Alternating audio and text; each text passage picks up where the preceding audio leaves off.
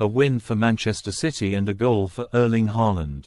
As for Chelsea, this was another day of noise and confusion.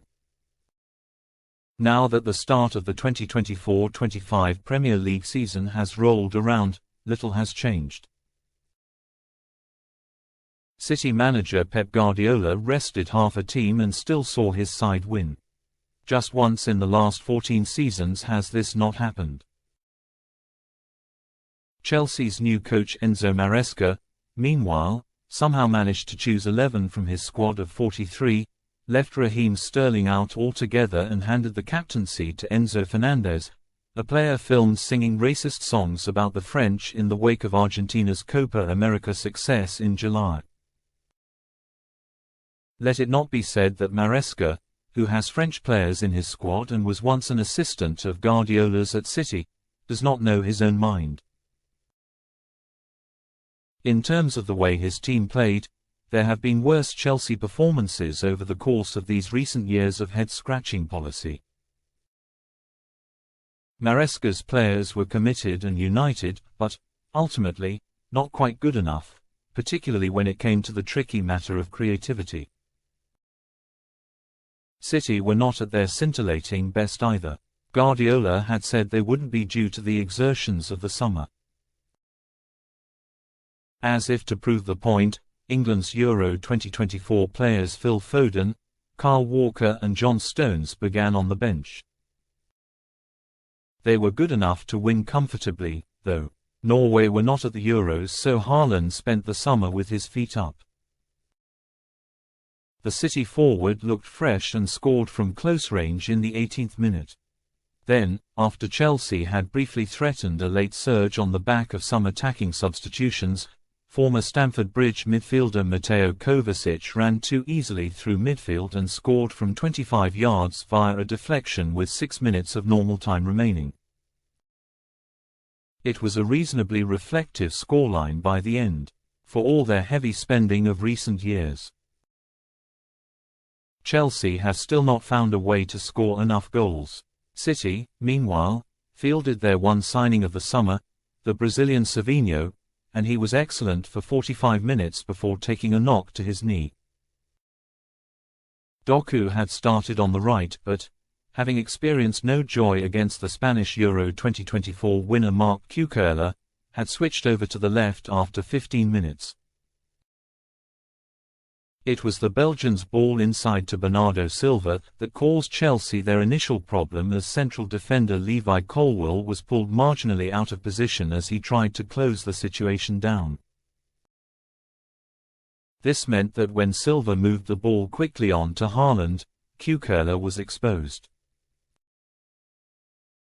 Strength and timing in the tackle was required, but the Chelsea left-back produced neither, and Haaland was able to take control and lift the ball over goalkeeper Robert Sanchez and into the goal.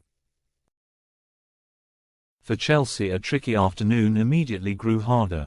With the crowd singing for exiled midfielder Conor Gallagher, there was no shortage of issues on and off the field. Haaland, for his part, was immediately recognisable. He took 3 minutes to score his first Premier League goal of last season as City won at Burnley. Here, he waited 15 minutes longer. City had been the better team early on without quite finding their recognisable rhythm.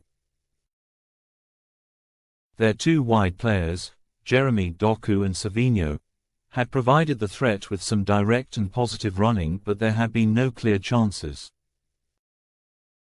Haaland often only needs one, though, and here he gleefully profited from some indecisive Chelsea defending to edge the defending champions ahead.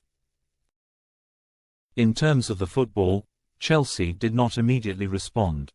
Kevin De Bruyne drove a low shot wide and then Savinho pulled a pass back to Kovacic, whose effort was blocked. Chelsea were not short of industry, but in the first half an hour at least, could not obtain enough possession or territory to lay a platform.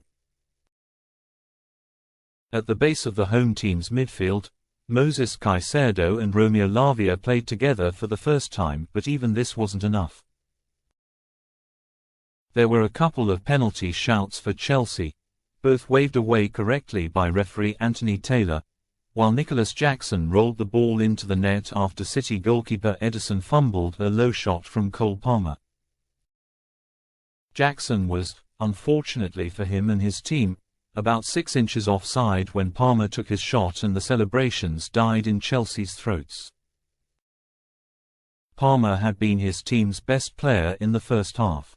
Stationed out on the right in the position where Raheem Sterling started last season, it is maybe little wonder Maresca sees little future at Stamford Bridge for the older man. Chelsea at least reached the break, having played an increasing part in the game. City carried the greater threat. Their passing was more incisive and their running off the ball carried greater intelligence.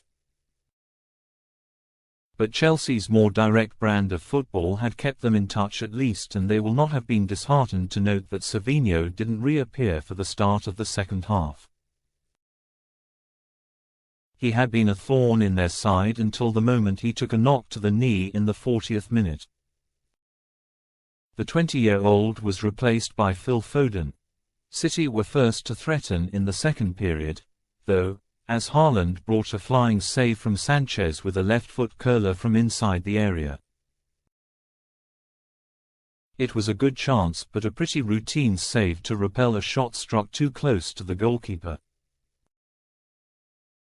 Maresca then sought to freshen things up in order to find another way in a game City had not managed to take away from them. Pedro Neto, signed for £50 million from Wolves during the summer, was sent on and almost moved on to Fernandez's low cross to the far post. Neto seemed set to score with almost his first touch, but young City fullback Rico Lewis reached the ball marginally ahead of him. There were also soon Premier League Chelsea debuts for Kiernan Dewsbury-Hall, signed from Maresca's old club Leicester, and also the 18-year-old Spaniard Marc Guiu. Before that, however, Jackson came devilishly close to equalizing. A loose ball on the edge of the penalty area was nodded back towards goal by Lavia, and when Jackson hooked it on from 6 yards, Ederson did terrifically well to stand tall and keep it out with both hands raised. Evidence, then, that City still needed a second goal, and with 15 minutes remaining they hadn't really come that close to scoring it. By this stage Chelsea had matched their opponents for touches in the penalty area, but had struggled to make clear chances. That was perhaps the key difference. City were not at their best. Nowhere near it. They had been resolute, though, and that was threatening to be enough. And when Kovacic was able to move too easily past Caicedo and Fernandez in centre field with 6 minutes left, he released a shot that beat Sanchez via touches from the chest of Colwill and the goalkeeper's left-hand post.